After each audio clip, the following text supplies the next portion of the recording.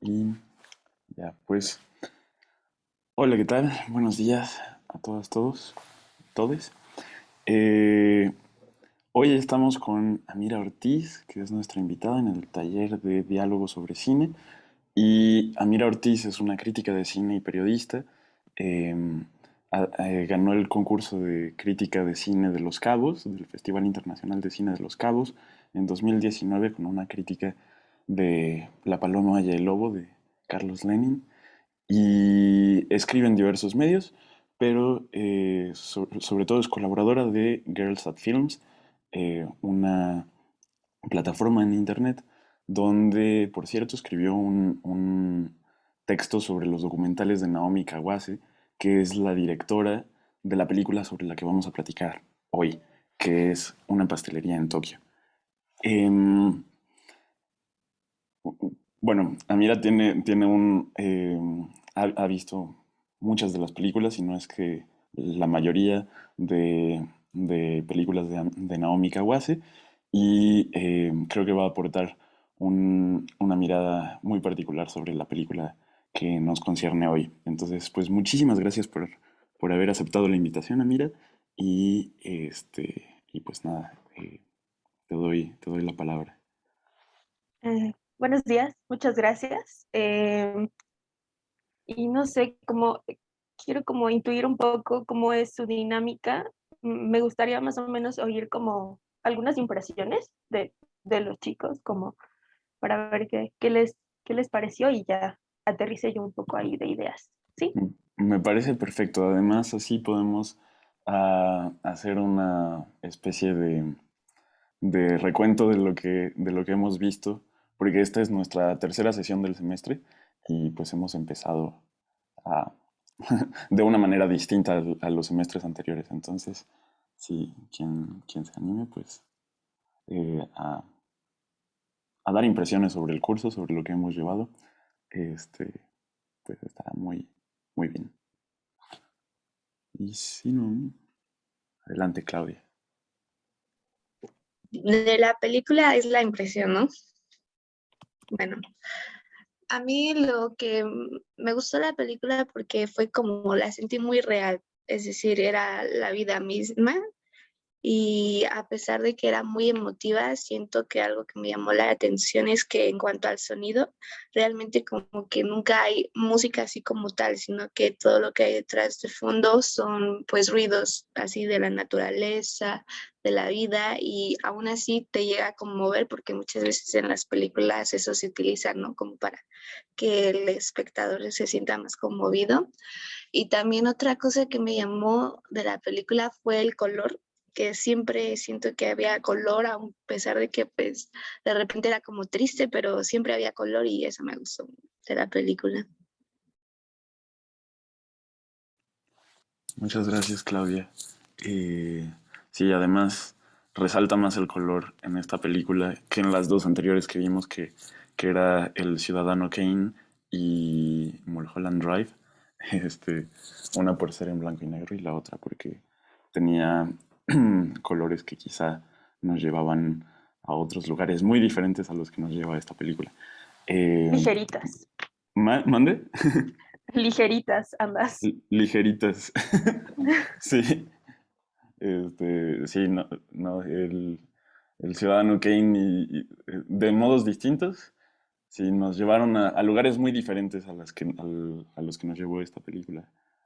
Y sobre todo Mulholland Drive nos lleva a un lugar de un terror psicológico que es quizá no tan, eh, no tan ligerito. Pero bueno, eh, muchas gracias, Claudia. No sé si alguien quiera comentar sobre las dinámicas que hemos llevado con nuestros otros dos ponentes, cómo les han parecido, cómo se han sentido con, con Java y con Fernanda Solórzano. Sí, adelante, Saray. Bueno, ah, según yo, es como punto de vista del invitado y punto de vista de nosotros, sino es como un intercambio de ideas y perspectivas. Entonces es algo muy padre porque te sientes como incluido a pesar de no saber mucho, bueno, al menos yo. Y es algo con lo que pues puedes trabajar. Entonces, eso. Muchas gracias. Muchas gracias ahí. Pues si alguien más se anima, los micrófonos están abiertos. Y si no, si gustan, podemos darle ya de entrada a Una pastelería en Tokio. Creo que es una película muy interesante porque em, pues nos ofrece varios temas de los que podemos hablar, de los que ya Amira y yo intercambiamos un poco por correo. Am, una de las cosas que me llama la atención de bueno, de las películas que pude ver de Naomi Kawase es la atención que le dedica a la naturaleza y los planos con los que se concentra en el cielo y en las plantas sobre todo. Eh, También recuerdo una correspondencia que hizo con Isaki Lacuesta, que hizo Naomi Kawase con Isaki Lacuesta, y los pequeños cortometrajes o las pequeñas cartas que hacía Naomi Kawase, las cartas a través de video, pues también se fijaban siempre en, en las plantas, en pequeños insectos, en, en las ventanas. Entonces, em, no sé, no sé, mira, a ti tú qué ves de la naturaleza en el lente de Naomi Kawase. Bueno, gracias por sus comentarios y me ayuda un poco a medio ahí ubicarme. Em, es curioso lo que plantea Claudia sobre el sonido en esta película, por ejemplo, hablando de la naturaleza, ¿no? Son sonidos diegéticos en primera instancia, son sonidos que pertenecen a la acción real de la película, es decir, el viento, el movimiento al cortar, al voltear el bizcocho, ¿no? Movimientos que para nosotros son como de reacción inmediata, ¿no? Porque los reconocemos. Y que de repente en cierto cine suelen tener como que una vista más artificiosa, ¿no? Porque desde primera instancia nosotros ya podemos reconocer cuáles son estos sonidos grabados, ¿no? Pienso en el llanto de un bebé, es inmediatamente reconocemos si es si ya es como el formato, así el insert conocido por todos del llanto de un bebé. Y cuando sucede de manera natural, pues lo reconocemos inmediatamente. Ahí hay algo particular. Es curiosa esta valoración porque me parece que esta en muchas maneras es la película más comercial de Naomi, por muchas, muchas maneras. Ya estaremos tocando estas horas. Eh, y aún así, creo que es una película mm, muy buena para introducir a su filmografía, para medio ahí reconocer ciertos temas que vamos a ver a lo largo de su prolífica filmografía, de la que no he visto ni la mitad, porque es muy prolífica, tiene 40 películas, si no me equivoco, y está en sus 50, o sea, es una directora muy prolífica, que desde sus primeros 20 empezó a filmar. Y además, esta relación naturaleza tiene también que ver un poco como con el panorama de un cine japonés contemporáneo, si lo quieren ver. Mucha gente suele comparar a Naomi Kawase con Hirokazu Koreeda, por ejemplo. Eh, y ahí habría puntos de debate si sí o si no. Hablando de la correspondencia que dice Carlos, ellos incluso tienen una correspondencia ahí también interesante que ustedes puedan ver, donde intercambian sus puntos. Pero hablando de panoramas contemporáneos, Naomi es mucho menos valorada, digamos, en casa y en la crítica internacional que Corea, por ejemplo. Y en el panorama del cine japonés, Naomi es, yo creo que sin temor a equivocarme, la directora de cine japonesa más conocida en el mundo. Eh, si bien hay otra figura, por ejemplo, Kinuyo Tanaka, que también es una de las pioneras de la dirección en Japón. Tanaka era actriz, después entró a la dirección, pero no se conoce muy bien su trabajo internacionalmente, es Naomi Kawase, así como si quieres saber qué están haciendo las mujeres en Japón, en dirección, pues es Naomi Kawase. Hay otras tantas, pero con muchas menos películas y con mucho menos reconocimiento internacional. Ahora, este lugar que ella le pone a la naturaleza viene desde sus primeros trabajos. Estos primeros trabajos fueron documentales. Y es interesante porque fue Claudia que lo planteó, creo, que estaban estos paisajes como dulces o estas cosas como lindas al ojo, y estaban pasando cosas muy tristes alrededor, ¿no? Con los personajes.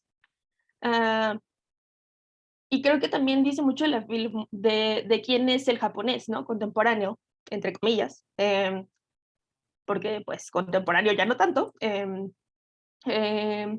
porque también viene como de estos dolores de la posguerra, de cómo podían transformarse, cómo podrían hacer las paces, ¿no? Con todo este dolor los japoneses, y enfrentarse a la vida y a esta super industrialización y modernidad y que ahora pues es, ¿no?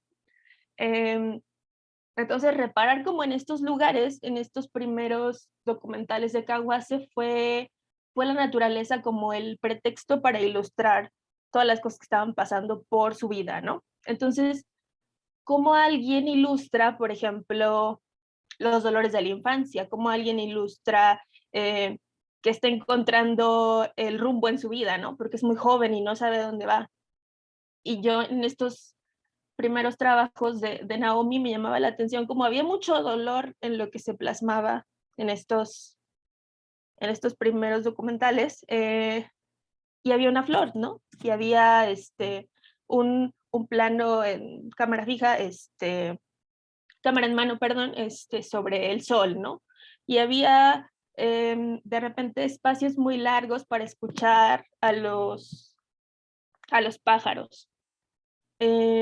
Y parece como todo este tumulto que había dentro de ella, como acallarlo un poco y decir, también hay otras cosas, ¿no? Alrededor. Entonces, la naturaleza de esa manera también puede servir como un catalizador, ¿no? De todos esos tumultos que están pasando los personajes. Incluso, aunque esta es una película,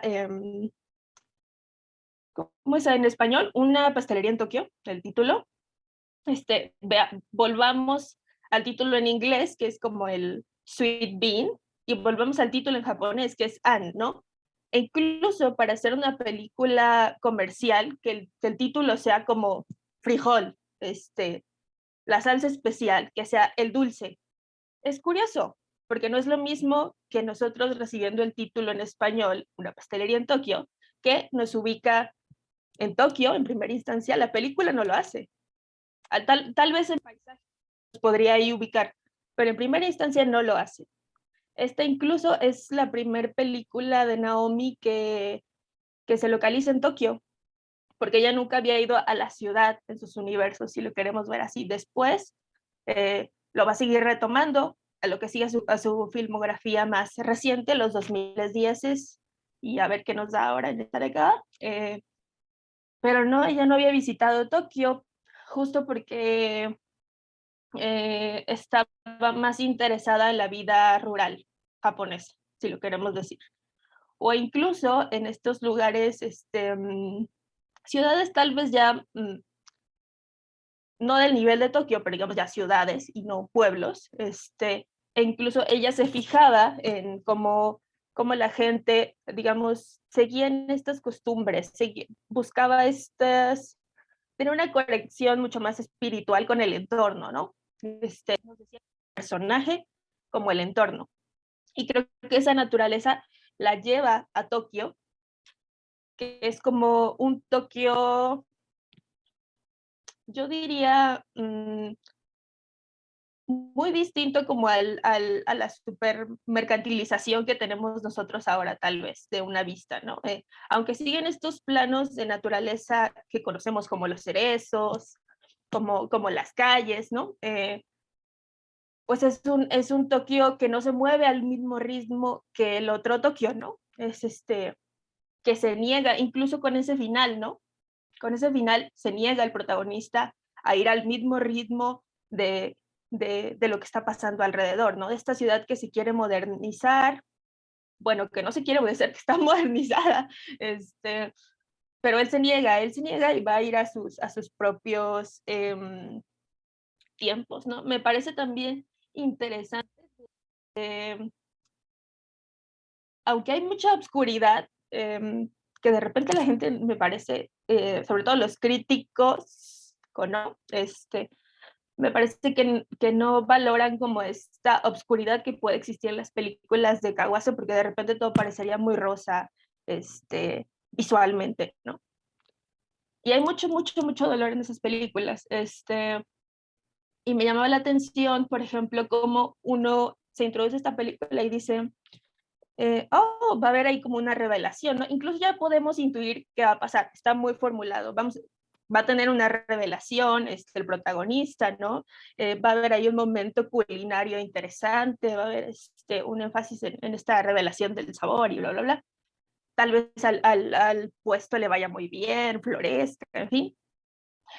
Y de repente muy caguace, de repente lepra, ¿no? ¿Qué está pasando? Muy, muy, muy de caguace, de introducir, meterte ahí como de, em, todo está bien, todo es muy dulce, todo es muy lindo, pero ve esta otra cosa que está pasando, ¿no? De esa manera, incluso me parece como para una película con, tal vez con una aspiración más comercial, pues es interesante que de repente da este giro como a una cosa muy, muy, muy oscura. Incluso no sé si ustedes tenían como ideas incluso en el tema de la enfermedad de Hansen, como es ahora ya conocida, la lepra, ¿no? Pensaba yo googleando así como lepra, pensaba yo en que incluso la descripción del sujeto que tiene lepra como leproso tiene una connotación peyorativa, ¿no? Tiene así como, se puede usar de insulto entre gente que no sabe nada de la enfermedad, ¿no? Tiene una connotación muy peyorativa. Entonces,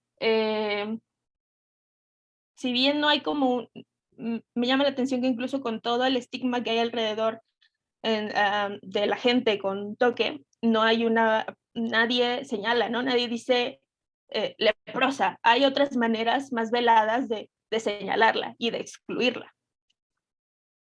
Y ahí, digamos, va a haber como esta introducción a esta exclusión que ella tiene, pero pues lo que pasó en Japón fue que hubo una segregación mucho más institucional, y hay una relación, un parteaguas, digamos, con la enfermedad en Japón, interesante porque las personas que el gobierno segregó con una ley de segregación muy particular, institucionalmente se los llevaron a otros lugares y los encerraron y los perdieron.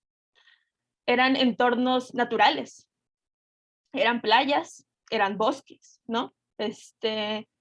Entonces, esta naturaleza, entre toda esta cosa horrible que los movieron los alejaron de sus entornos, que, que incluso sus familias las juzgaron, ¿no? Las familias que no estaban contagiadas, que es un poco lo que le pasa a Sentaro, ¿no? Él también va a ser excluido por, si él no la defiende, le va a ir bien, pero si la defiende, también lo van a excluir. Entonces, esta naturaleza fue refugio para las personas que perdieron todo de la noche a la mañana. Y también es otro espejo si bien Kawase no va a hablar explícitamente de la guerra y la posguerra en su filmografía, sí están esos ecos de cuáles fueron las consecuencias, me parece más humanitarias y espirituales. Entonces sí, como me parece revelador este plano cuando Wakana y Santaro van a buscar a Toque y está el bosque de bambú, ¿no? Ahí, el sendero. cómo estos otros espacios de naturaleza se volvieron refugios de quienes eran, y obviamente también con su carga de dolor, porque tú sabes que aunque el entorno puede ser muy lindo, pues fue una exclusión y fue un proceso muy terrible, ¿no? En años recientes, pues ya hubo ahí como que una disculpa pública, una cosa de Estado mucho más protocolaria, donde el Estado dijo, se disculpó, y si ustedes tienen un poco de ideas de cómo es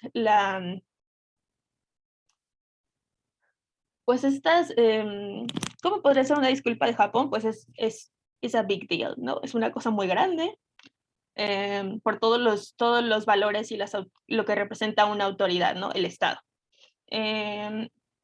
Y por ahí también hubo una compensación como a las familias y a los sobrevivientes, porque también ya son las víctimas y los sobrevivientes pues ya están en la última fase de sus vidas, ¿no? En la tercera edad.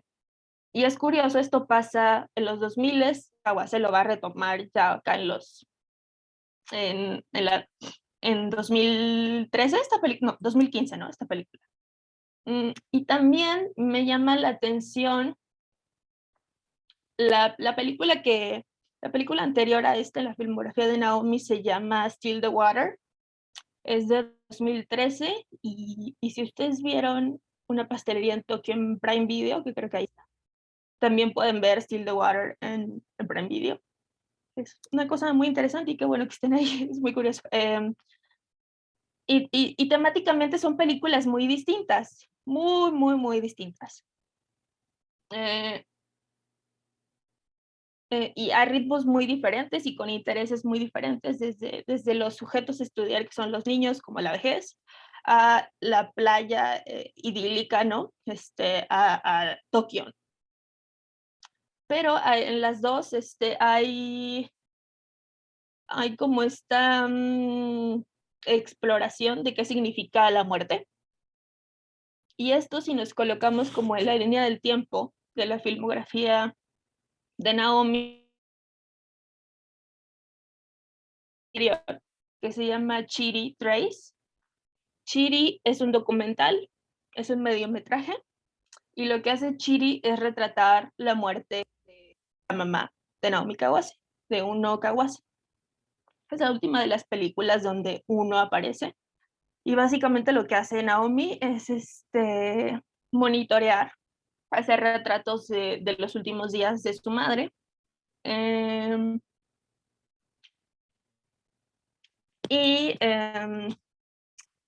No sé, me da esta impresión de que de repente para nosotros,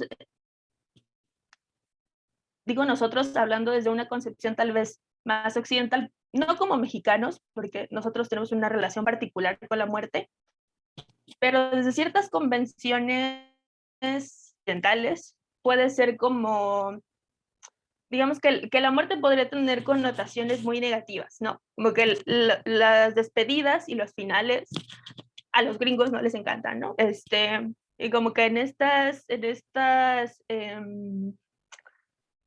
no sé, me parece que tendrían como connotaciones más, si bien no negativas, como más sombrías, ¿no? Y es curioso porque en estas dos películas anteriores, digo, en una muchísimo más personal, donde Naomi le dice adiós a su madre, y en la otra, donde la protagonista, que es una niña, entre comillas, porque es una adolescente, le dice adiós a su madre, ¿no? Y su madre su madre es muy joven, su madre, bueno, no vamos a hacer cálculos de tiempos, pero pues está joven, ¿no? Entonces hay ahí dos despedidas paralelas que creo que se mezclan un poco acá en esta última. Es curioso porque la vejez y la figura de las abuelas slash madre, ahorita veríamos por qué, está muy, muy, muy, muy presente en toda su filmografía, tanto en ficciones como en documentales, muchísimo más. Pero, curiosamente, Naomi nunca había tenido una protagonista. Las abuelas y los abuelos y todo, y los sujetos en la tercera edad habían estado presentes, pero siempre como que muy al lado o atrás, ¿no? El objeto de su estudio habían sido los niños creciendo, la familia, em, las relaciones de pareja, ¿no? La relación con el tiempo, hay un poco de exploración incluso con lo ancestral, en películas muy distintas como Hannes, yo pienso. Y de repente aquí, después de la muerte de su madre, es interesante que viene el protagónico, de, si bien no es el protagonista, es este, quien se lleva el poco la atención, y quien le viene a poner un poco hasta el título, pues es la abuela Toque, ¿no? Y Kirin Kiki, que es la actriz, que si ustedes les gusta el cine de Hirokazu Koreda, sabrán que es como la actriz fetiche de Koreda. Aparece ahí muchas, muchas veces. Una actriz muy protagónica en su filmografía, recientemente fallecida también. Pues viene ella, que ellos ya habían trabajado juntas en Hanesu. También lo digo ah, muy al lado, muy por detrás, un personaje muy secundario que pues en primera instancia no tendría como un efecto eh, definitivo en el protagonista o en la historia, está ahí como para, esa es la madre de mi personaje. Y acá no, acá viene por primera vez una protagonista de la tercera edad a colocarse en un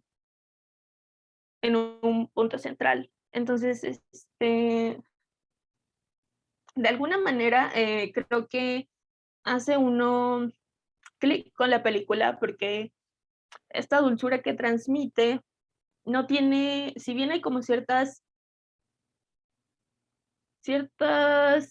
cosas en las que identificamos que Toque ya está en una edad en la que puede enfrentarse a ciertas dificultades físicas, de memoria, de habla, ¿no? Como ahí de repente da tantitas pistas, ¿no?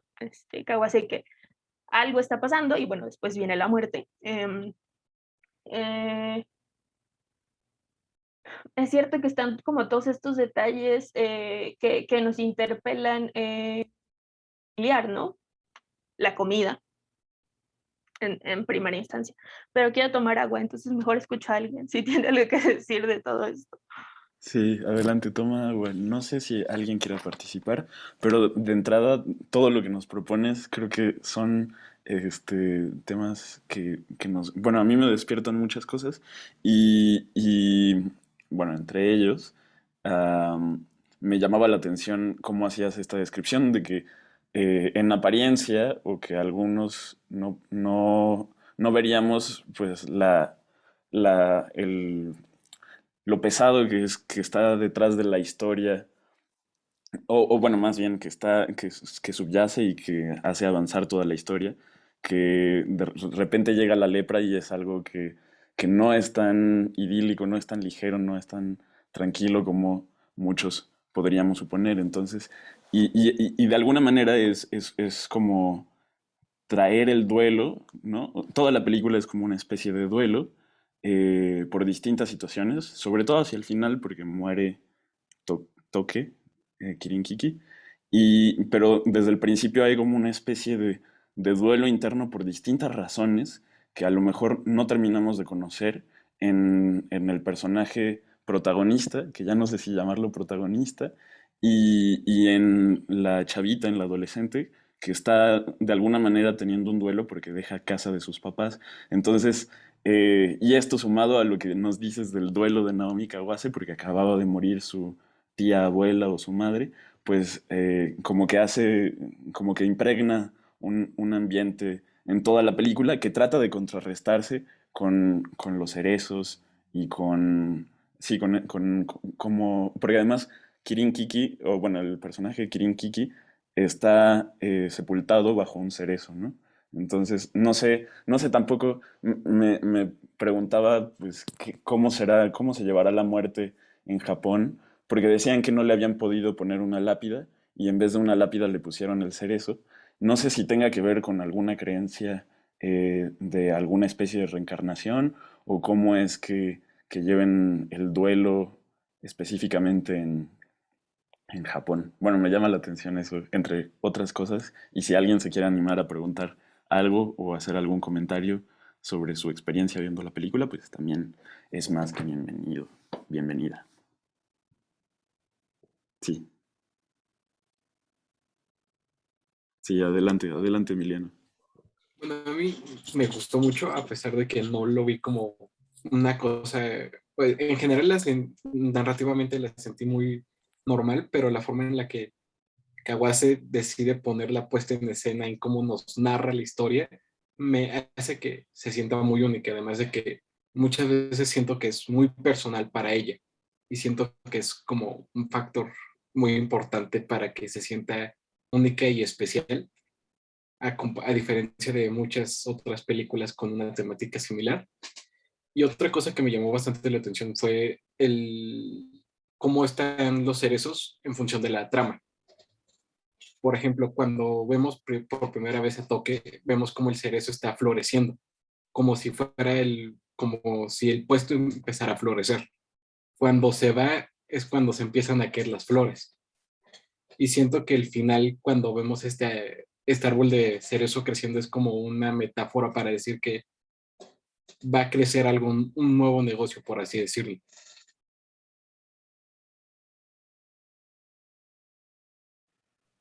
Y tiene que ver con también, bueno, leí algo que decía Kawase, del cerezo, que le llamaba mucho la atención cómo moría tan rápido, ¿no? Como era como es un árbol caducifolio, es decir, que no todo el año está con flores o con hojas, y entonces el cerezo, la flor del cerezo llega en un momento y se va casi luego, luego, entonces es como un destello, como la propia presencia de Kirin Kiki.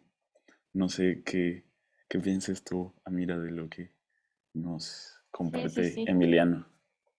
Y bueno, lo que decías también de la imagen final, ¿no? Que conocemos que no es la vida, pero es un cerezo, ¿no? Que es alguien que en tan poco tiempo como cerezo llegó y cambió las cosas. Este, y lo de la lápida también tenía que ver un poco con, sí, con la filosofía budista, con la creencia de que los dioses están en todo, que los dioses están alrededor de uno. Los dioses están en el viento, los dioses están en el sol, los dioses están en las plantas. Entonces, hay una parte donde el personaje de Kirin Kiki dice que todo tiene una historia por contar, ¿no? Y todo también hablando del paisaje. La naturaleza por sí sola ya tiene una historia que nos está contando. Y pues lo de la lápida también tiene una parte pues más triste, porque todavía hay como este debate de si los enfermos de lepra podemos hacer incluso una resonancia con lo que está pasando ahora en el mundo, ¿no? En los primeros meses que no se sabía qué hacer con los cuerpos de un enfermo, entonces al fallecer, pues no se podía como lo hacemos los demás, ¿no? Con este proceso. Eh, entonces había como ahí ciertas cosas de quién podía acceder o no a todo este proceso protocolario de la muerte. Que en Japón y en el cine de Kawase más bien, el Japón de Kawase no hay nada protocolario en la muerte. Y también creo que hace un poco como para decirnos, sabemos quién es Toque, ¿no? No sabemos, todos los personajes son por su nombre, no sabemos cuál es el apellido, qué es más. Esta cosa de la no la vida es también una cosa del sin nombre, ¿no? Que hay una cosa que pasó en Japón con toda esta exclusión de las personas con la enfermedad de Hansen, y es que como había también se perdió la familia, del enfermo, excluido. También la familia era excluida, entonces esta gente se quedó sin identidad. Hubo un proceso en el que ellos, para que la familia pudiera estar por su cuenta, o se cambiaban el nombre o la familia se cambiaba el apellido. Entonces, este proceso, en primera instancia, pues, es muy devastador por la exclusión, también por perder una parte de la historia, ¿no? De ese árbol genealógico. Y si ustedes han revisado un poco del cine japonés contemporáneo, o incluso nosotros como mexicanos católicos, el valor de la familia en esa sociedad, pues no tener familia es una exclusión completamente, es dejar a la persona sin nada. Entonces, así, de maneras veladas, hay como estos guiños a estas otras maneras igualmente violentas, ¿no? ¿Quién accede a nombrarse y quién accede a ciertos escenarios? Quiero, Carlos, decías, la tía abuela de Naomi Kawase, hablar de la vejez en la filmografía de Kawase es hablar de muerte, es hablar de tiempo, es hablar de memoria. Al final de la cinta, en un momento que saca como, tirando un poco a valores más melodramáticos, la verdad, cuando ellos tienen esta reunión, se enteran de que Tokio murió y hay una grabación y es todo muy, el azote, ¿no? Y muy puntual que sea la grabadora, en fin, em, aunque sí puede ser así como más impostado y tal vez un poco más de fórmulas, ¿no?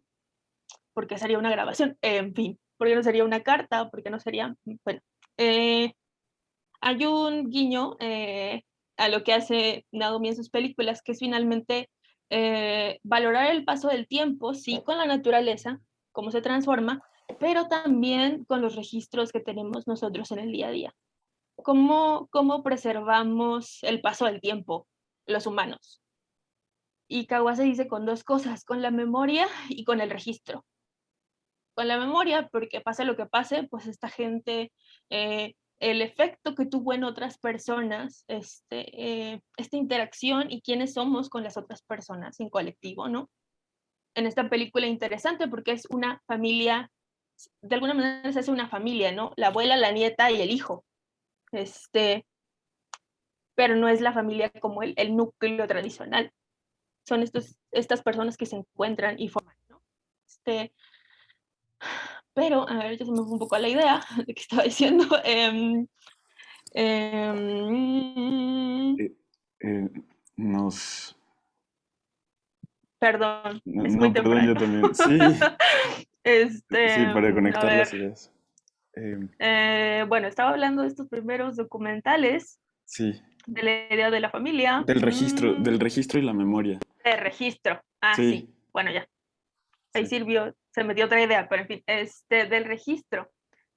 Y esta inquietud surge porque en la adolescencia, como pasa en Still the Water, en su película anterior, en su adolescencia, Naomi pierde a su padre.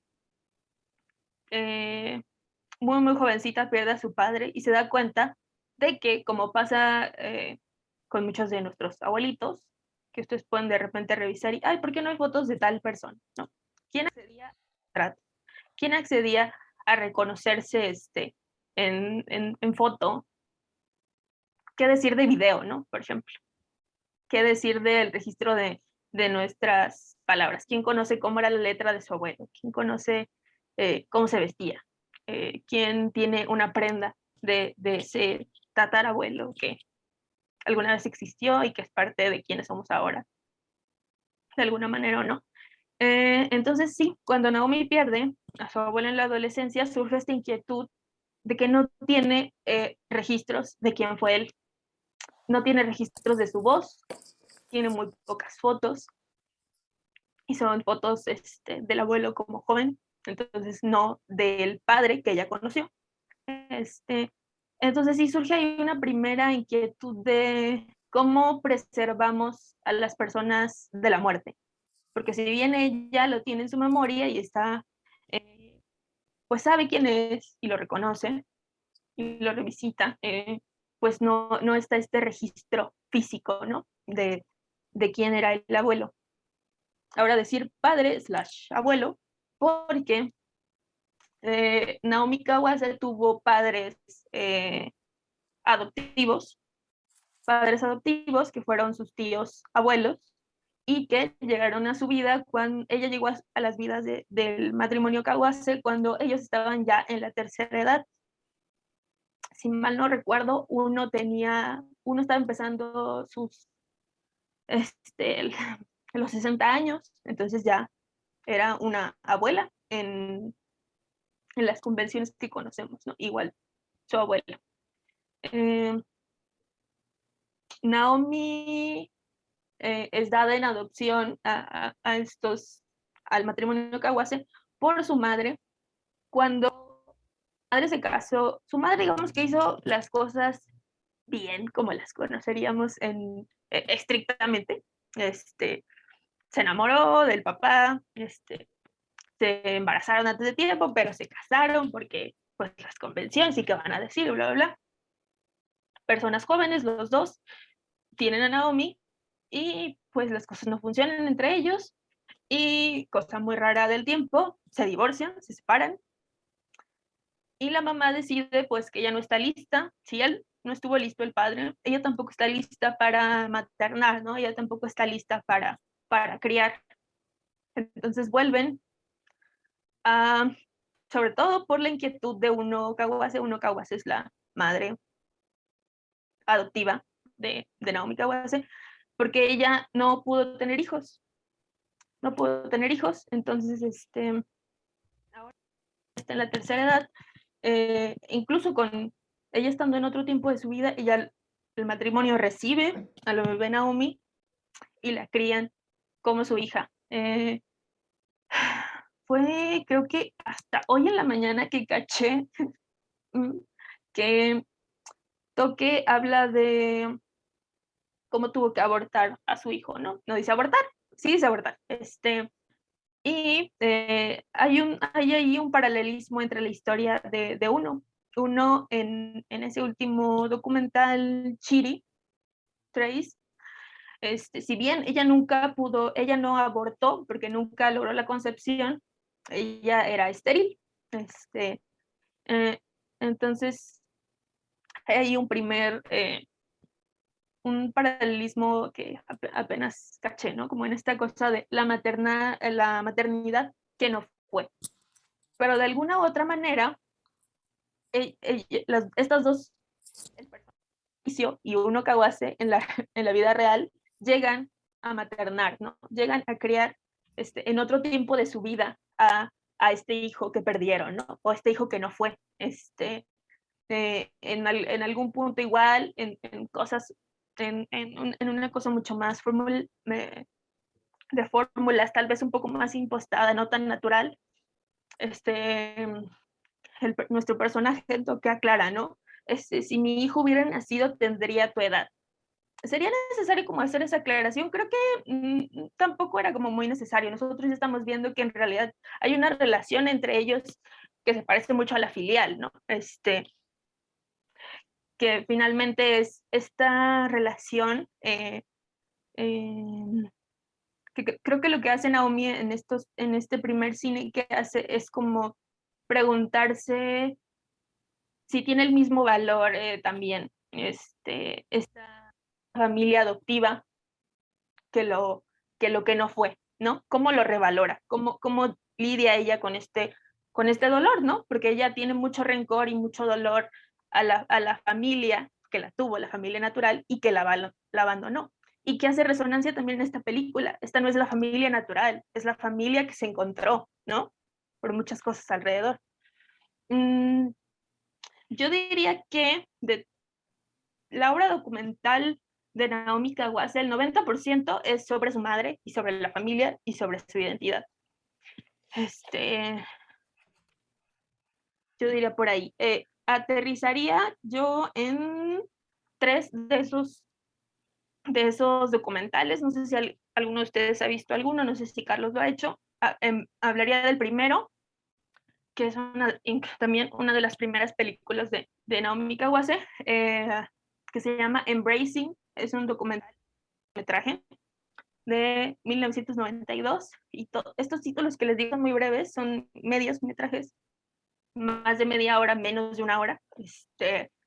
Todos están, me parece que solamente uno o dos no están en YouTube, pero ahí están. Entonces los pueden acceder a ellos como muy fácil, y pues no es como las 2 horas y cacho esta película, un poco más reducidos, pueden verlos muy tranquilamente. En Embracing, Naomi ya está estudiando cine, y vuelve a Nara, que es su casa, la casa de su madre, donde ya no está el abuelo, obviamente, como les digo, porque ya es en otro tiempo. Naomi tiene 23 años, me parece, y lo que hacen en este mediometraje es preguntarse por quién es esa otra familia, ¿no? El enfoque no está en su madre, o en... El enfoque está en quién es, y ni siquiera mi madre, quién es mi padre, quién fue mi padre, ¿no? ¿Quién fue la primer figura que digamos, destruyó esa primera familia natural? Vuelve a los registros. Naomi utiliza fotografías que ella recolecta y que por ahí encontró del papá, y va como a esos lugares donde investiga y hace como todo su trazo de dónde estuvo él, y vuelve a estos lugares el paso del tiempo con las fotografías de él. Pues él estuvo aquí, las interpone, ¿no? Con el espacio. Con esto utiliza el registro, y ella hace meditaciones, monólogos de por qué el abandono, ¿no?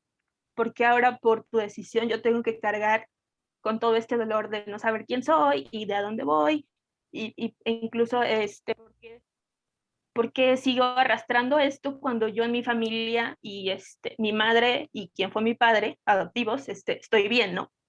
Supuestamente. Y la introducción de Uno Kawase, su abuela, en este corto en este mediometraje, no es, no es lineal, y no es la tradicional. Por ejemplo, hacer la transición ustedes como espectadores de una pastelería en Tokio a una película de Kawase como es Embracing, se van a dar cuenta de cuán diversa puede ser la manera en la que ella se expresa en el cine, ¿no? Es muy, muy, muy diferente. En primera instancia, porque esto es una película autorretrato, ¿no? Es una película donde el propósito no es más que ilustrar lo que ella está pasando, ¿no? Con ella como protagonista. De repente, es una cosa que está pasando, eh, y también estos modelos no lineales, no formular, no este otro cine, si lo quieren poner, fueron las maneras en las que las primeras mujeres que empezaron a hacer cine, entre comillas, porque las mujeres han hecho cine, o sea, Alice Guy, nada, pero estas otras maneras en las que encontraron refugio, ¿no? En maneras no lineales, en las maneras no de estudio, porque nadie confiaba en ellas, para poner como el presupuesto. Embracing no tiene ningún fin comercial. Embracing tiene un fin, pues, muy noble de alguna manera, porque es Naomi procesando esto que pasa por su vida, ¿no? No me importa quién vaya a esta película, me importa a mí porque estoy buscándome, y el medio es el cine. Entonces, en Embracing, la voz de la madre está como yo lo planteo como en un sentido de elasticidad, porque no, si bien no aparece a cuadro así como tal, escuchamos sus voces, escuchamos su voz, ¿no? Y hay un montaje interesante. Mientras está pasando otra cosa aquí, se escuchan los dejos de la madre. Mientras ella valora que otras cosas, ¿dónde está mi casa? ¿Quién soy? Se ven las manos de la madre cocinando, ¿no? ¿Por qué por qué te interesa saber eso otro? ¿Por qué no es suficiente lo que tienes? ¿Por qué buscas otras cosas? Y en una evolución natural, una vez que Naomi encuentra un poco de quién es su padre y que hay un reencuentro, ella lo llama, hablando otra vez de registros, graba esas voces lo llama, lo encuentra, o sea, porque el papá no tiene ninguna relación con ella, lo encuentra, lo llama y le dice, hola, soy tu hija, me llamo Naomi Kawase. Em, y es interesante porque si bien como espectador pues uno intuye que a lo mejor puede haber empezado una relación entre ellos, lo cierto es que los otros van a dejar ver que no. O sea, se cumplió la inquietud que tenía Naomi, que era saber quién era él, escucharlo y medio intuir. Y entonces, incluso me parece que hace resonancia como con las inquietudes adolescentes, y de la primera vez que uno se enfrenta como a preguntarse quién es uno, ¿no? De dónde viene. Naomi cumple como con este capricho y esta inquietud que tenía de quién era el papá y se mueve a ver dónde estoy, quién soy yo, quién me formó, mi madre, ¿no? Uno. Y entonces en el siguiente corto que se llama Katatsumori, que creo que de los documentales de Kawase es el más famoso. Katatsumori es como incluso desde el título, volvemos a los títulos, a la importancia de los títulos, nos dice un poco de dónde va. Katatsumori es la fusión de dos palabras. Katatsumori, que es caracol en japonés, y tsumori, que es intención, ¿no? Entonces, es un caracol intención. Y lo que dice Kawase es como buscar cuál es el propósito del caracol, buscar y que el caracol, cuál es físicamente cuando lo vemos, es su caparazón, ¿no? Lo que más abarca en quién es el caracol, ¿no? ¿Qué es el caparazón? El hogar, ¿no? Y entonces ella vuelve, ¿quién es mi hogar? Y mi hogar es mi madre, ¿no? Entonces, en Katatsumori lo que hace Naomi Kawase es filmar el día a día de su madre, vuelve así como de alguna vacación de la universidad. Ella está estudiando fotografía, si mal no recuerdo, en Tokio, y después estudiará formalmente como cine en Francia, pero en ese momento pues está en la ciudad y la mamá pues está en la provincia, ¿no? Vuelve en una de esas vacaciones, en uno de sus descansos, y la filma como en el día a día, cocinando, plantando, haciendo trabajos de jardinería, muy, creo que tiene esta cosa que carecen un montón de los documentales contemporáneos que quieren hacer acercamientos como a temas sensibles de alguna manera. Bueno, todo tema podría ser sensible, depende la inquietud y la sensibilidad del director, pero me parece que una cosa que a nosotros nos puede interpelar es que incluso a Kawase no le interesa un realismo social, digámoslo así. No le interesa el retrato de la injusticia. Si bien en una pastelería en Tokio se hace presente una denuncia, ¿no? de esta exclusión de las personas, ¿no? Incluso me parece también que así mucho más velada, pero que tal vez no tenga tanta intención, pero pues que está presente en quiénes son los personajes de Kawase, haciendo resistencia a cierto capitalismo también, haciendo resistencia a estas formas de productividad que conocemos muy bien. Entonces sí, vuelve como estas formas de la cotidianidad, digamos, y rechaza como hacer este énfasis de más que podríamos, o sea, sabemos que hay algo mal ahí, ¿no? Pero no nos interpela una denuncia, ¿no? Me parece que con los documentales pasó también con Barda, ¿no? Que cuando se metió al documental era una cosa que nadie había visto, ¿no? Como esta interpelación, y también esta cosa como de pronunciarse. Pasa con varios directores contemporáneos que no se quieren hacer presentes en sus documentales, ¿no? Porque sienten que están obstruyendo, no sé, la historia o el flujo, o como rompiendo también estas concepciones de qué debe ser o no cuál es el papel del director, ¿no? Si yo interfiero en escena, si yo interfiero con mi voz, si me escucho, rompo con esta ilusión de que el cine es esta cosa que producen un montón de gente, pero que tú no debes saber, ¿no?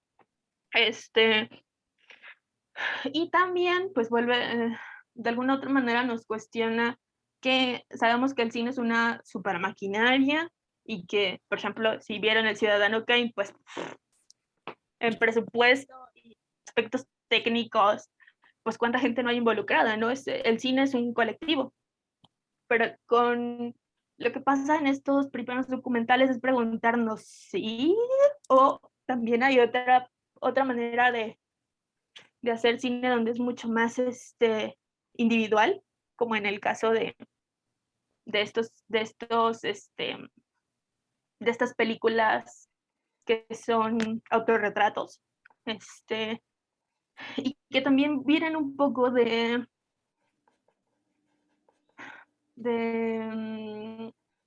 lo que pasaba con las artistas femeninas en general, en cualquier ramo de las artes, que de repente decían, y a mí qué me importa escuchar la historia de tu vida, ¿no?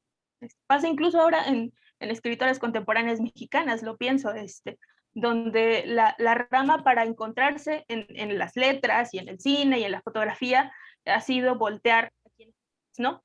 Porque históricamente y estructuralmente, pues a nadie le importa, ¿no? Entonces, pues a mí sí me importa, a mí como creadora, a mí como espectadora, me importa, ¿no? Y bueno, como les decía, en Katatsumori hace esta revaloración de lo cotidiano. Naomi es un documental en los retratos de su madre, pues sería como incluso el más velado, el más dulce, el más idílico, porque ella vuelve como estos anhelos de la infancia, ¿no? Y este chiqueo que supongo que todo el mundo comprende bien, ¿no? De volver de repente como a ciertos lugares de la infancia y que vuelve a ser Naomi como la niña de la casa. Entonces sí, Embracing Katatsumori, y hay un mediometraje del 2001, que esperen porque tiene un nombre muy largo, que en español así como Cielo, Viento, Fuego, Agua y Tierra, así se llama, el del 2001. Y si no están cachando pues los títulos, yo también después le paso a Carlos como la lista de reproducción y ahí ustedes, si les interesa, pues los pueden ver. Perfecto. Y en este mediometraje, Kawase va a seguir a lo largo de su carrera mientras empieza a hacer ficciones, volviendo a su madre, ¿no? Va a haber cortos mucho más experimentales, y uno de esos experimentos es este mediometraje que les cuento. Ya ella entra a los 2000, ya hizo su primer película de ficción, su primer largometraje de ficción. ¿Y qué pasa en esta película? Bueno, ella le está yendo bien, profesionalmente muy bien, un recibimiento que no se lo han dado ya a unas. No, digamos que ese reconocimiento que recibió al principio de su carrera cuando hizo ficción no lo ha vuelto a recibir por parte de festivales ni de crítica, porque con su primer película gana en Cannes la Cámara de Oro, que es el reconocimiento que se le da a directores debutantes, y Kawase es la persona más joven en haber ganado ese reconocimiento y también es la única persona japonesa en haberlo ganado. Entonces, pues imagínense, hizo su primer película y todo eso. De ahí también viene la relación que tiene Kawase con Francia, que eso ya después lo verán, incluso en producciones. Francia siempre es como su otro país de coproducción, e incluso por ahí de repente se va a filtrar alguno que otro personaje francés y después va a ser aparición Juliette Binoche también. Entonces, en fin. Y en este mediometraje lo que pasa es que mientras Naomi está muy ocupada con su nueva vida de cineasta independiente, exitosa, muy raro, su padre fallece, y ya no su abuelo de la infancia, sino su padre biológico. Entonces, pues este es un shock, porque mientras ella en Embracing trató como de de acercarse y de establecer una relación. Esta relación no pasó, más bien, pues ellos se conocieron y llegaron como una relación cordial, pero pues no hubo nada más allá, no hubo una relación, padre-hija, digamos. Entonces, pues, ¿qué pasa? Que a Naomi la muerte la vuelve a sorprender, y esto le viene a mover muchas cosas, preguntándose quién es ahora, ya no como el joven, sino ya como el profesional, ¿no? Como estos elementos están formando quién es, ¿no? Ella habla en primera instancia en este mediometraje de sus inquietudes como creadora, de ahora a dónde va, de qué hace después de que la reconocen de esta manera, ¿no? Y mientras vuelve como a meditar esa noticia con su madre, a su casa, pues se muere el padre. Y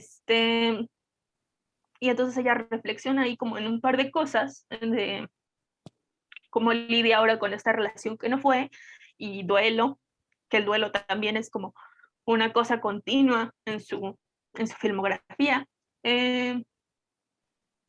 Y vuelve como el refugio, ¿no? Si ya te perdí y, no te, y pues ya no hay nada que yo pueda hacer, ¿dónde van estos dolores, no? Y entonces ella hace sus meditaciones en el cielo, en el viento, en las flores, ¿no? Digo que puede tener todos estos escenarios idílicos, pueden tener una significación muy dolorosa en el cine de Kawase, y no es pierde, digamos que no es un sentido retratista, más bien es como dónde escapan, dónde están estas fugas, ¿no? De los dolores de la propia Naomi como de sus personajes en ficción. Que además decir que siempre tiene una conexión mucho más completa porque ella escribe sus películas. Entonces en este mediometraje, que creo que tiene una secuencia final muy, muy bella, porque lo que hace Naomi es que, aunque ya está aceptando la realidad, ¿no? Ya lo perdí, ya tengo que aceptar que esta es mi realidad y que pues no hubo una relación ahí, tengo que volver a mi madre y valorar quién es, y en fin, pues es creadora y es Géminis, y tiene ahí como, ¿dónde va? ¿Cómo lo manifiesto? Y entonces este otro registro que ella va a hacer de su padre es un tatuaje. Y si ustedes saben, pues los tatuajes en Asia Oriental tienen una implicación, ¿sí? Si bien los tatuajes en general tienen un estigma de repente, pues en Asia Oriental tienen un estigma muchísimo más grande, ¿no? En Corea son ilegales, por ejemplo. Entonces, ella joven, niña modelo que está ganando el CAN, dice de repente me voy a hacer un tatuaje. ¿Por qué? Porque resulta ser que hay ciertas pistas de que el padre de Naomi Kawase estaba infiltrado en la mafia, era un yakuza. Entonces, hay ciertas pistas. Le digo, también tiene como estas cosas donde Naomi dice, no voy a dar explicaciones, ¿no? Y no es necesario que nos diga mi papá era un tal mafioso, tal. Hay ciertas ahí convenciones y hay cosas que dice la abuela uno y hay cosas que se ven en fotografías que nos hacen hilar, ¿no? Él estaba en otra posición. Incluso veamos a los padres y a los hombres en el cine de Kawase, su padre es muy diferente físicamente, es un hombre corpulento, es un hombre grande, es un hombre tatuadísimo.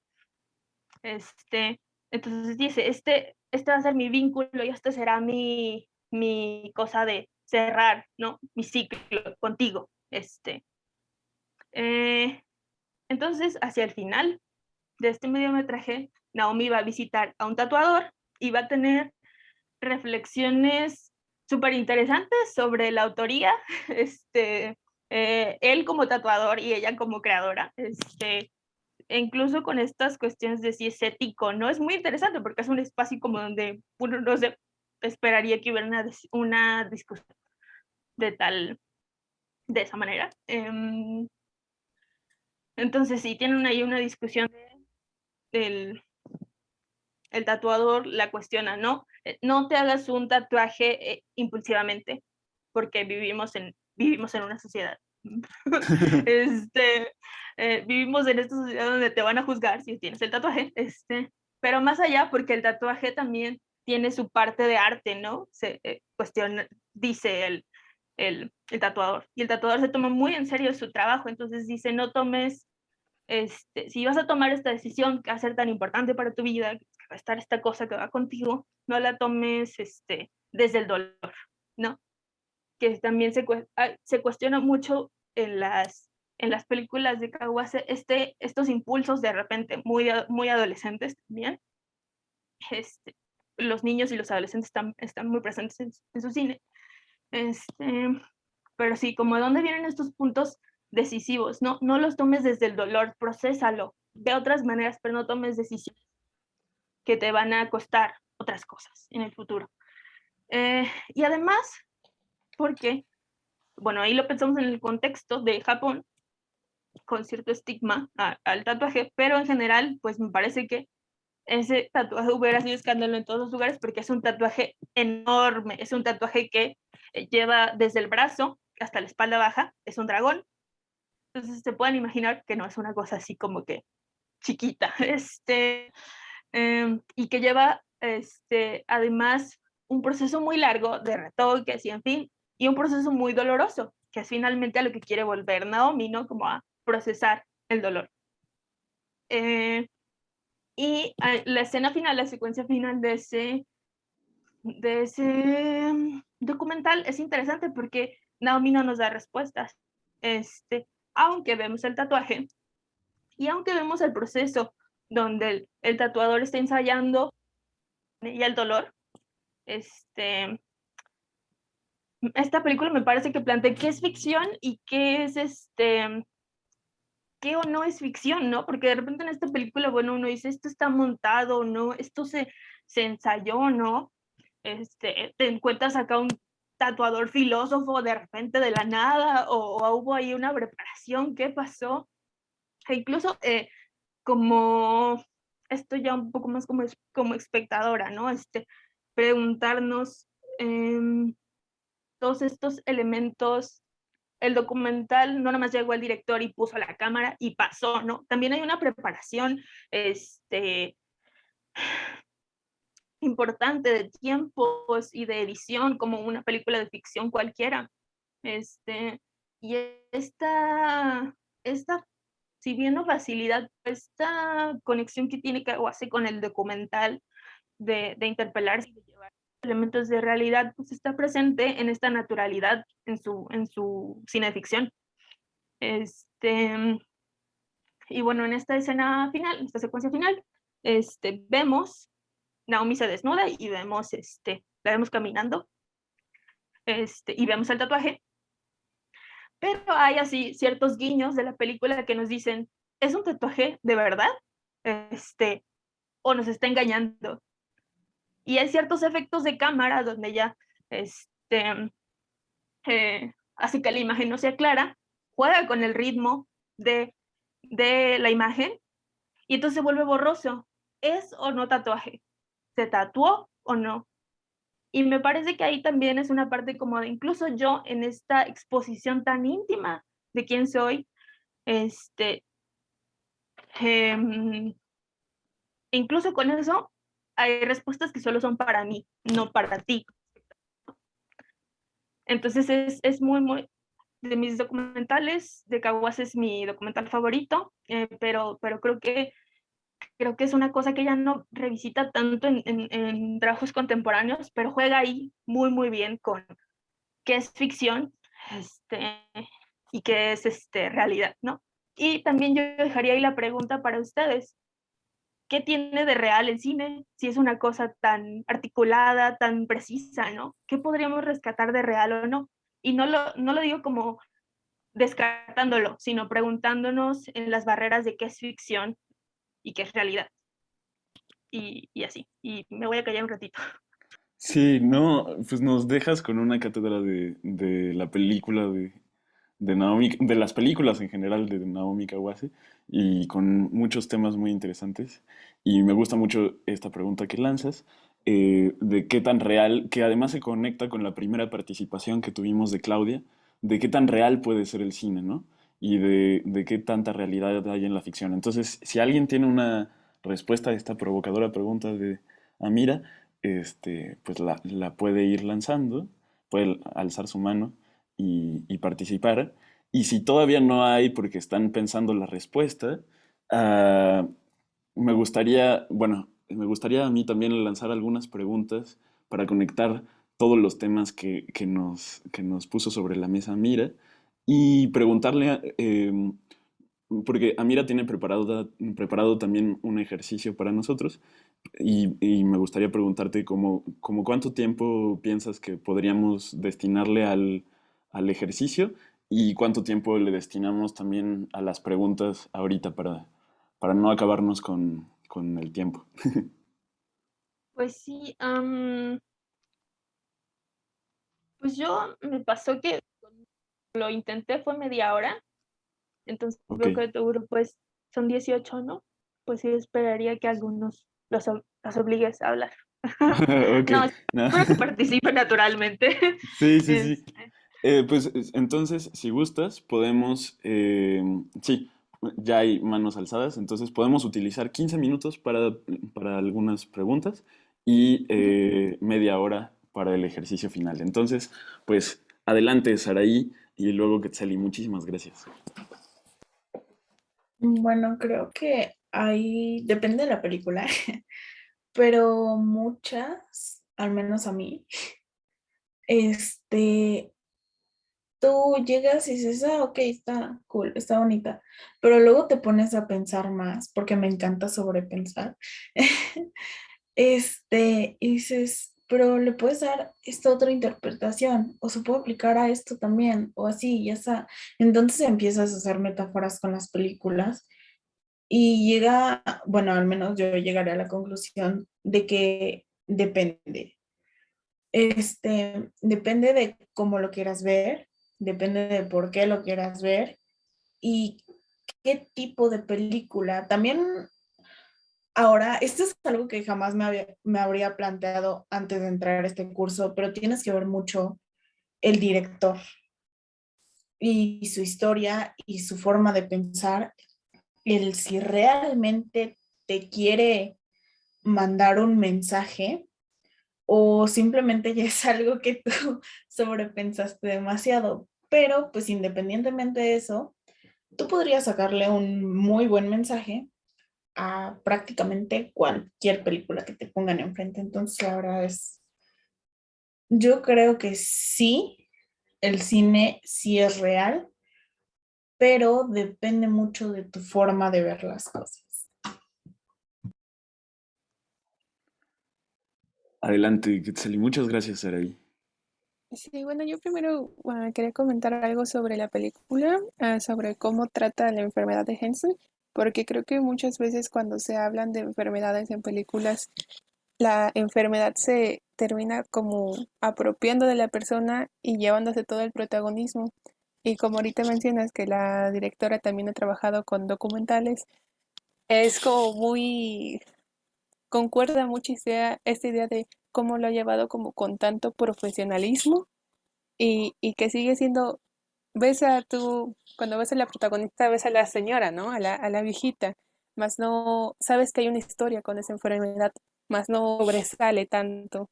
Y lo lleva de una manera en que te genera empatía, pero no como empatía de la que estamos acostumbrados a tener en películas de ay, pobrecita, ¿no? Empatía como real.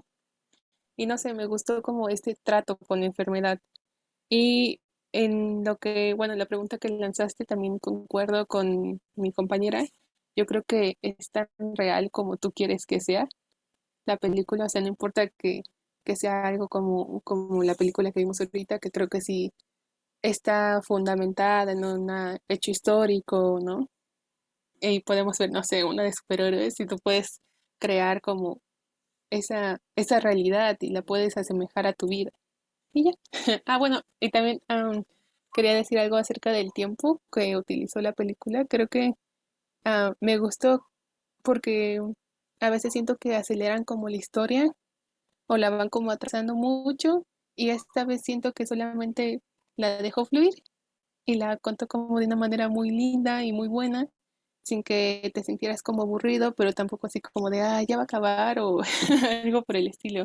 Creo que sí se nota mucho toda su experiencia. Muchas gracias, Quetzali. Emiliano, adelante. Yo personalmente pienso que el cine, por lo menos el de autor, llega a tener cierta parte de realidad de el autor como tal. Podemos ver frente a con nuestros ojos cómo él puede llegar a ver su realidad.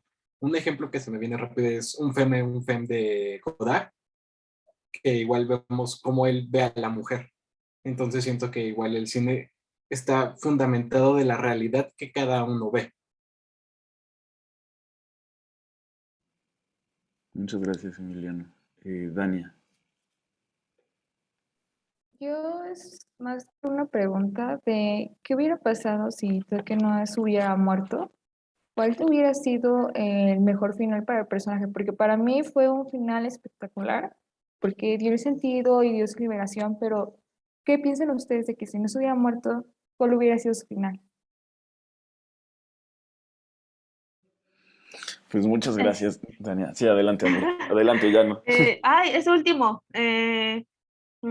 Hace un par de meses así, igual que ustedes, tuve un taller con los chicos y hablábamos mucho de aterrizo también lo que dijo Saraí sobre sobrepensar. Y les digo, chicos, el cine es lo que es. No piensen en cómo hubiera sido otro escenario. Este es el producto final y eso es, ahí fue y está puesta. Entonces, creo que, que ya con lo mismo que está planteado con la película, como todo el proceso que pasó, si la película está planteada así y así queda en su corte final, a menos que ustedes sepan algo, un chisme del director y no era así. Ese es el objeto de estudio, ¿no? Y ese objeto de estudio, que de repente esa vinculación podría ser muy fría, pues se puede hacer de mil maneras, ¿no? De mil maneras. Ya hay aquí como varias cosas que se han planteado y pues lo podríamos ver, por ejemplo, desde la diferencia de Kawase haciendo ficción y documental, ¿no? Como es diferente. Lo podríamos ver desde un enfoque al cine japonés contemporáneo, lo podríamos ver desde una perspectiva, si quieren, feminista, ¿no? Del lugar de ella. Lo podríamos ver desde el cine de autor, ¿no? Lo podremos ver, si quisiéramos más ser incisivos, criticando porque una autora, ¿no? Mucho más, alguien hablaba de los ritmos, ¿no? De que no es una película contemplativa. Yo en primera instancia diría, sí, no lo es, pero te enfrentas como a ciertas audiencias occidentales muchísimo más acostumbradas a ser más efectivistas, ¿no? A ser que son estimuladas de maneras más rápidas, los cortes son más rápidos, la contemplación es pues básicamente nula o está contada. Aunque en esta película sí es diferente para Kawase y es mucho más corto y es mucho más preciso, según ciertas convenciones, no deja de estar presente esa esencia que la caracteriza, ¿no? Y alguien hablaba también de que no se sentía como esta explotación, ¿no? Pues sí, también tiene que ver con cómo interpelan a Kawase estos temas, pero pensaba yo en las lecturas que le han dado a Kawase en Occidente.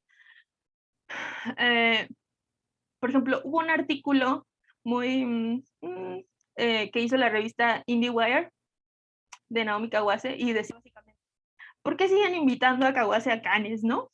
¿Por qué la siguen invitando a festivales triple A, ¿no? O sea, los festivales grandes del mundo, si no ha hecho nada interesante, si es un cine melodramático, si es un cine sentimentaloide, y o sea, todas las convenciones que ustedes dicen desde una luz positiva, acá peyorativa, ¿no? Esto es horrible, bla, bla, bla. De nuevo, si bien no creo en los binarismos, no creo que un espectador, por ejemplo, masculino, hombre, gringo o así, no sea capaz de procesar las inquietudes de una cineasta japonesa. sí creo que también nos habla de nuestra disposición, ¿no? De ser interpelados y de recibir otras realidades. Y yo creo que si como espectador no estás abierto y si nada más quieres verte reafirmado en el cine, se vuelve ahí como complicada la situación. Diría yo que es una de las grandes cosas, ¿no? Que caracterizan también como a cierta crítica y espectador contemporáneo, como de repente querer que llenen nuestra checklist de lo que no debe ser o lo que sí, ¿no? Entonces, creo que sirven bien esas cosas de guía, ¿no? Para empezar y ubicarnos, pero tampoco el cine de Kawase no está encajonado, es muy libre, es muy elástico, entonces tampoco ustedes como espectadores para pensar, para sobrepensar, tampoco se pongan en una cajita. Tratan de pensar, de ponerle más imaginación, de, de, de no quedarnos como en esa primaria instancia y ya. Creo que es muy interesante esto con lo que terminas tu comentario de la imaginación y creo que nos puede dar una llave también para responder el último comentario de Dania.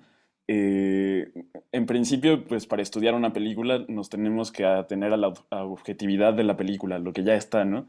Pero también podríamos hacer otro ejercicio, que es un ejercicio aparte, quizá no de estudio, quizá no de tratar de encontrar a la película, sino un ejercicio de imaginación, un ejercicio de imaginar otros finales posibles, otras,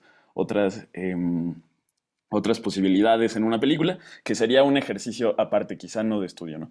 Pero bueno, era un comentario pequeño que quería hacer y me gustaría plantearles también a todos y a todas para que se vayan animando a regresar a la imagen, a regresar con sus cámaras.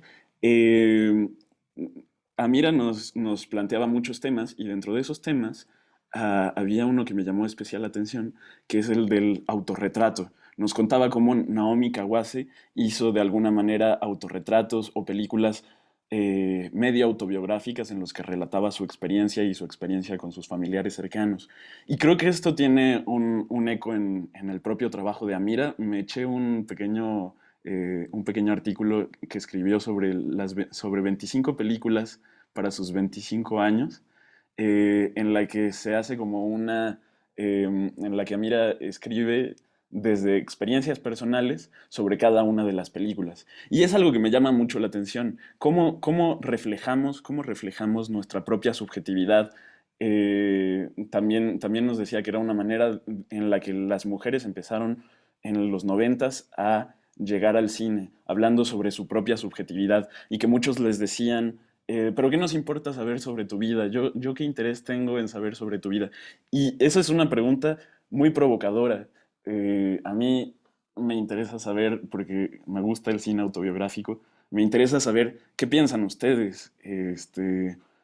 Si nos interesa saber sobre las vidas de los demás, nos interesa ver películas en las que nos cuenten cosas simples, cotidianas, que también suceden en nuestra vida, como por ejemplo cocinar o como por ejemplo eh, hacer jardinería. Ustedes, o por ejemplo hacer un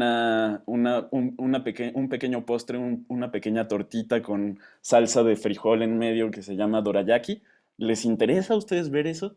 ¿Sí les interesa la subjetividad? No sé, lo abro como pregunta en general, también para que se animen a hacer un propio autorretrato y incluirse en esta plática sobre las imágenes con su propia imagen. Adelante, adelante. Saraí, adelante. Claudia, Ok. después de Saraí. Creo que se nota mucho, no sé, pero yo amo la subjetividad. Dios mío, la amo de verdad.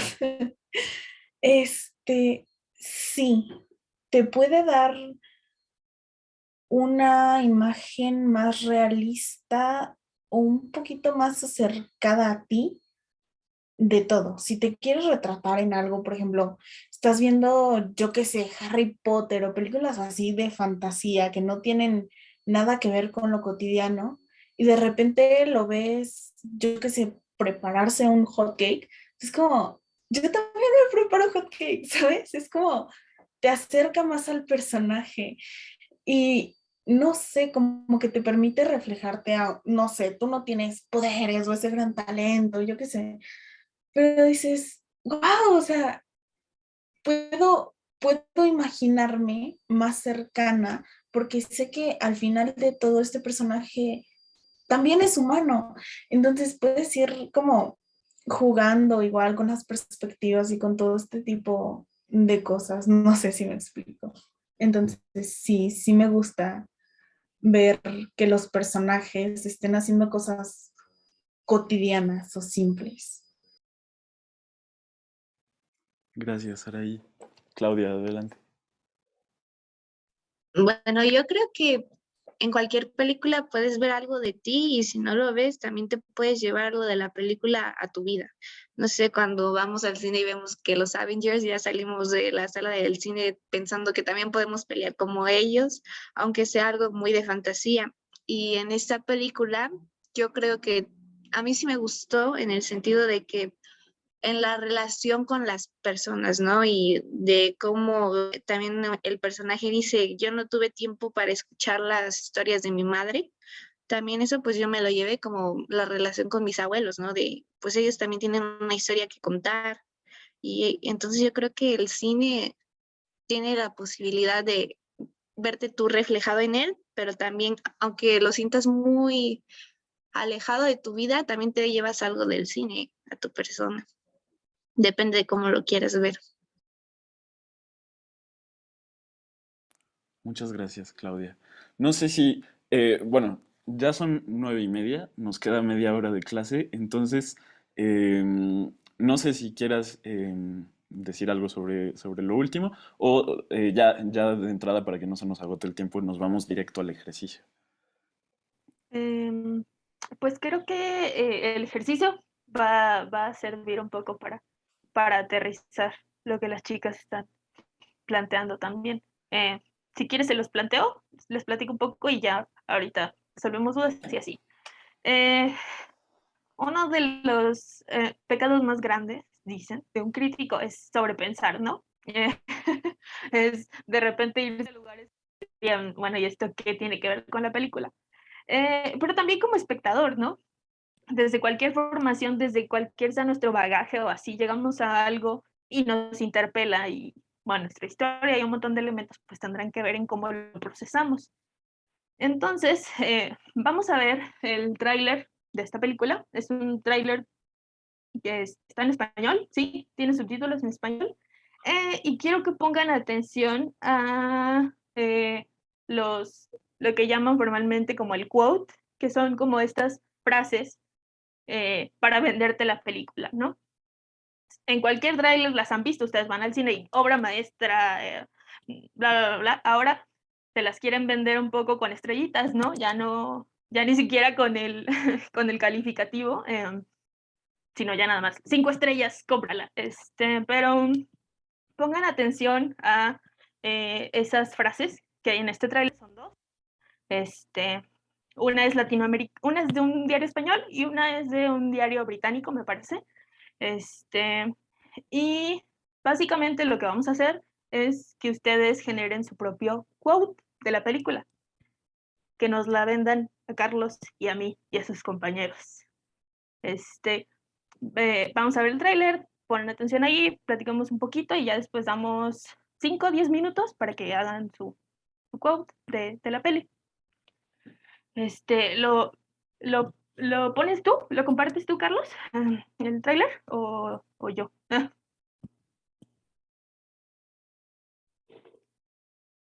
Estás en mute. A ver. Perdón. Como, Sí. como quieras, si Eh, quieres, bueno, yo ya lo tengo aquí, pero Sí, si quieres, tú, ahí, de hecho ya, sí, tú, ya que está puesto, por favor. ok, perfecto. Entonces, solo denme un segundo para compartir pantalla y una disculpa por... Listo. Ujú. Sí, ay no, déjenme ver si compartí sonido, perdón, siempre pasa esto. No, no compartí sonido. Ah,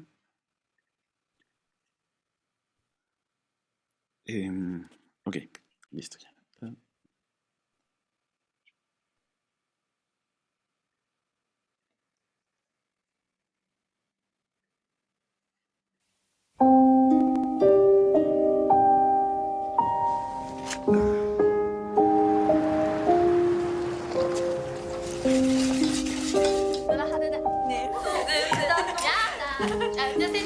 左。いらっしゃい。こういう仕事を一度してみたかったの。力仕事なんですよ。ずっと作ってきたのよ、もう50年も。これちょっと食べてみて。何ですか？な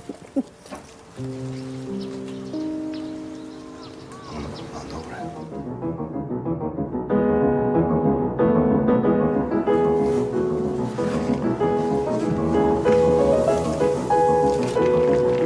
はい、これざるに開けて、ざるそっちに開けて、触りに開けて、一抱え、一抱え持ち上げて、はい、よしよし。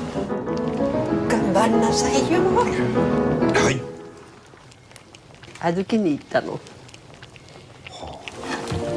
はい、よし、よしよしよしよし。こんなの初めてです。美味しいよね。あ、いらっしゃい。どら焼き完売したんだよ。嬉しかったよ。よかったですね。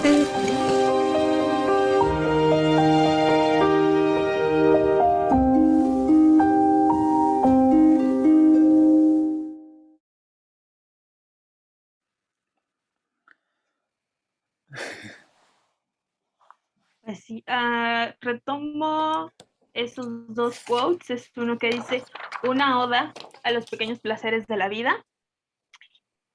Y el otro dice, es fácil entregarse a los aromas y sabores de Kawase.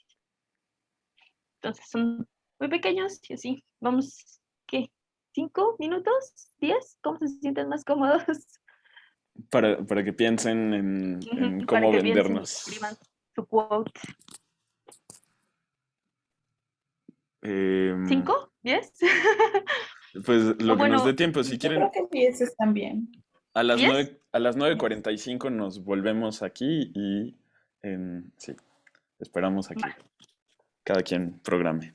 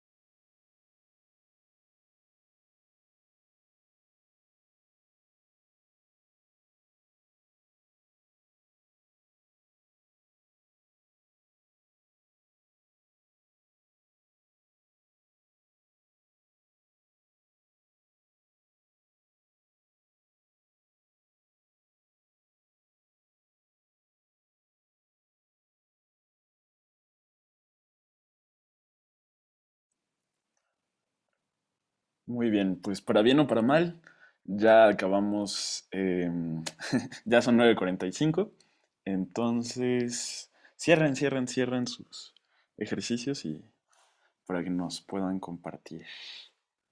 Gracias. Y volvamos.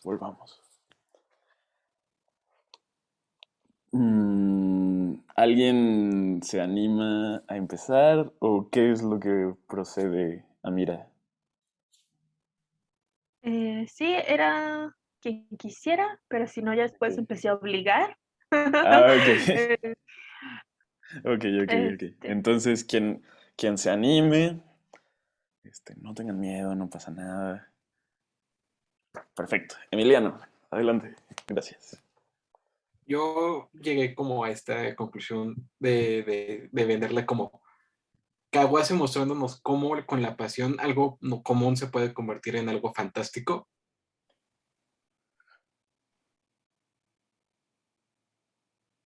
Ok, entonces,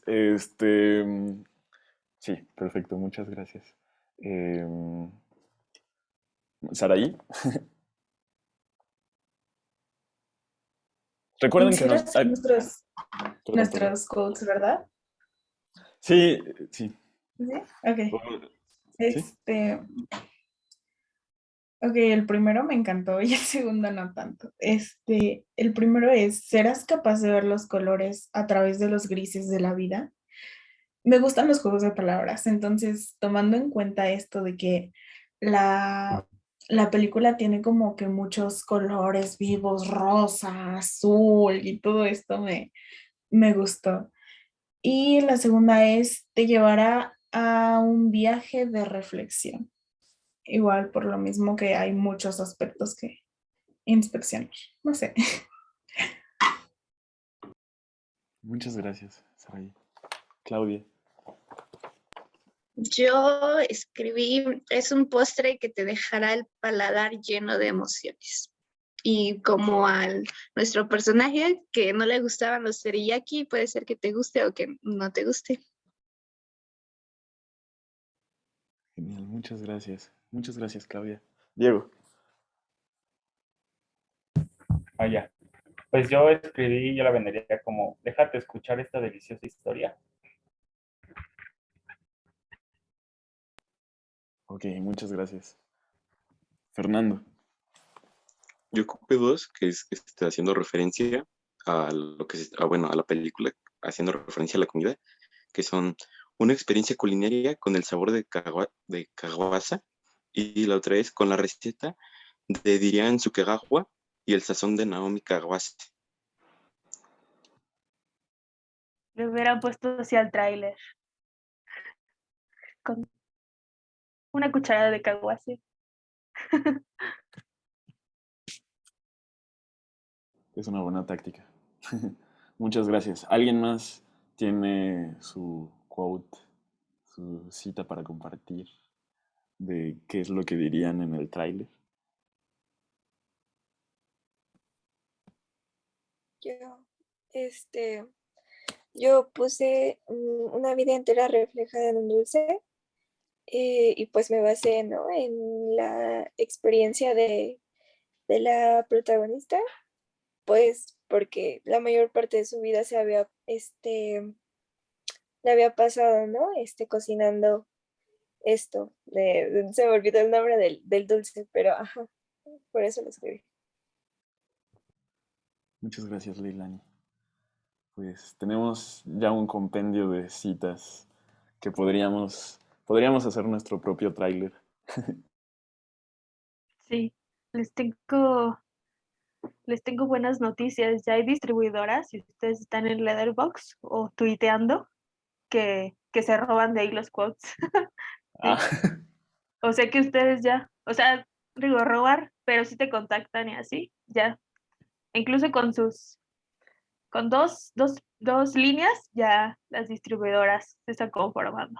órale. Es es un ejercicio que me parece, em, nos pide mucho y nos pide poco, ¿no? Porque en realidad pues es una reflexión rápida, pero también nos pide procesar pues todo esto esta película amplia, ¿no? Casi 2 horas. Eh, Y también pues nos habla un poco de ustedes, ¿no? Desde qué lugar se están pronunciando. Este ejercicio yo lo hacía con unos chicos en un taller de escritura, de crítica cinematográfica, y aunque veíamos aspectos formales, ¿no? Para un poco hablar de cómo educamos el ojo y cómo vemos cine, nos interesaba también escribir. Entonces, hace rato Carlos hablaba de un texto que yo hice, y ese texto sobre películas, 25 películas sobre mi vida, lo tomé de inspiración de uno de mis críticos favoritos, que se llama Matt Soller.